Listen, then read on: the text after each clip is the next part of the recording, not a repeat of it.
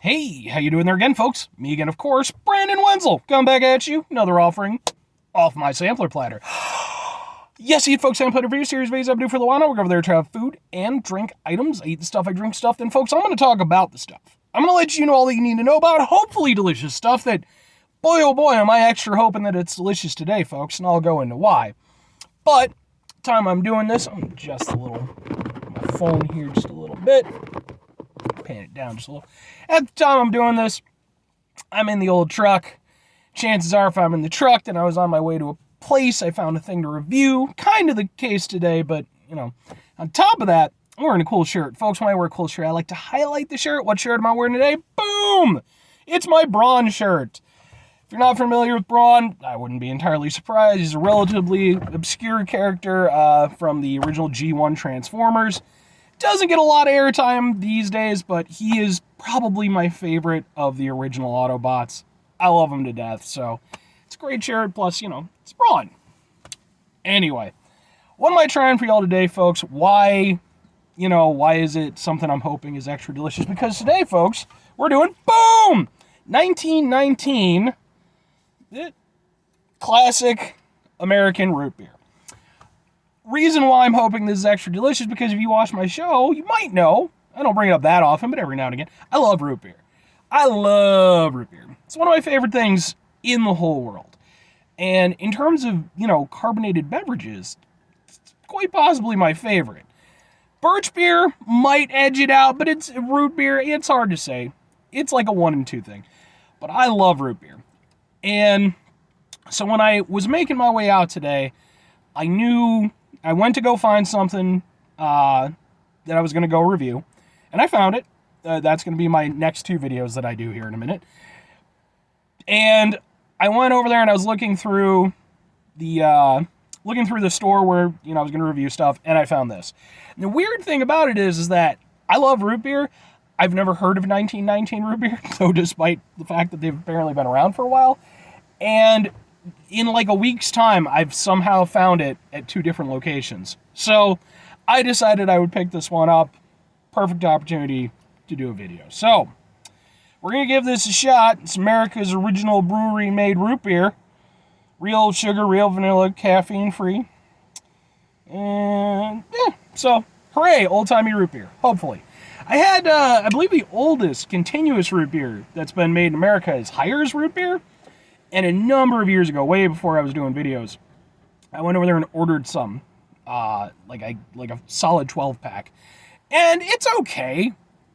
It's not great, though. It was okay. So, hopefully this will, will really show me something. I love root beer. It smells root beery. I'm not gonna lie, that makes me happy. Oh, there's just... root beer is one of those things, and I guess my understanding of it is that, despite it saying, oh, America's it's classic American, it's like root beer is kind of an American thing. From everything I've been led to believe, it really has not hit anywhere else the way it's hit over here. So, if you're not familiar with it, I totally get why you don't like it, but man, do I love it. Let's give it a go.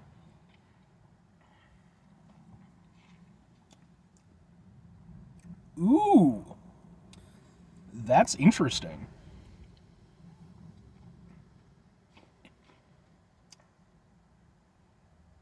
Okay. All right. I like it. Right off the bat, I'm going to say that. I actually really like this.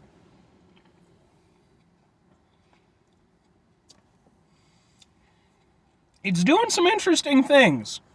So, if you've ever heard me ramble on about root beer, one of my things with root beer, I sort of place root beer into sort of, at least, kind of conventional root beers, into basically one of 2 camps. On the one side, you have, Mug and, what's it called? A&W. And then on the other side, you have, Barks and, Dads and stuff like that.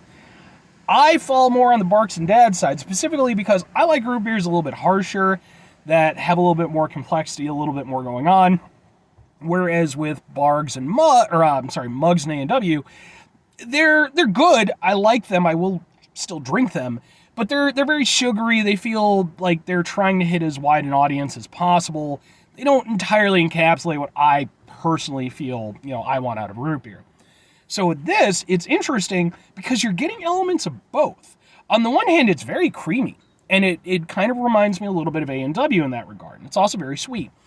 But once the sweetness kind of dies down a little bit, you do get that more harsh element that you see with something like Barq's, where it's got this, I've heard people, describe it as being like almost a medicine-like taste. I mean, I can't entirely, because it's like, well, I mean, it's probably not anymore, but, it's sassafras, root-based and all that stuff and everything. But there's an element to it it's very unique, and it's just, I don't know, it's hard to describe, but it's like earthy and, and it's cool because this has both elements. It has that nice creaminess that, again, typically, like an A&W attribute. And then, it sort of moves more into, kind of a Barq's Dad's territory to a certain extent, where it's got a little bit of a hit. I will say I think it maybe leans a little bit more on the A&W. Doesn't have like the same level of, I call it harshness, but, just sort of a harshness of flavor. But I like the dichotomy that it creates. I like what it's doing.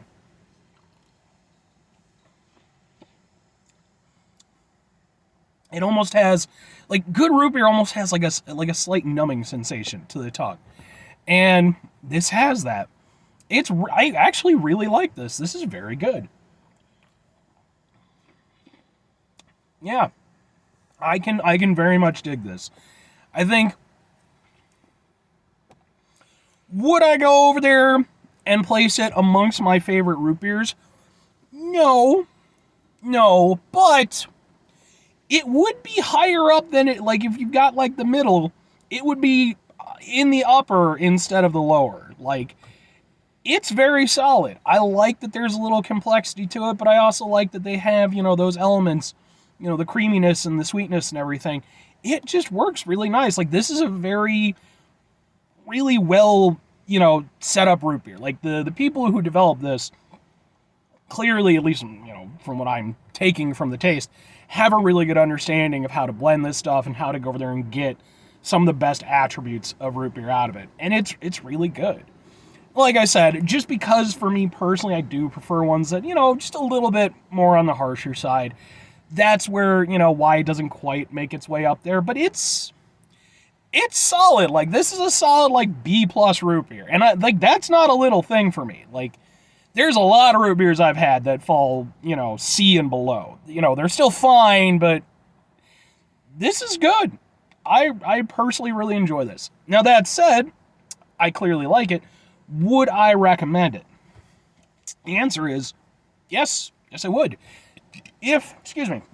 And the cool thing about it is, I think that to a certain extent, let me emphasize, a certain extent, I think it could appeal to both sides. Like I said, where you have that divide, A&W and Mug, Barq's and Dad's, I think it could appeal to a certain extent to both sides. I do think it would probably appeal a little bit more, actually, to the Barq's and the Dad side of things.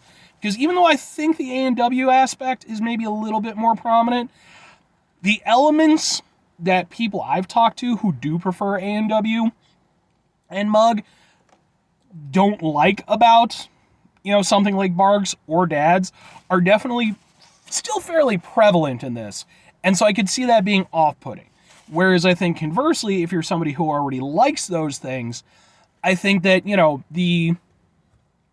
the creaminess and the sweetness, I don't think it would be particularly off-putting.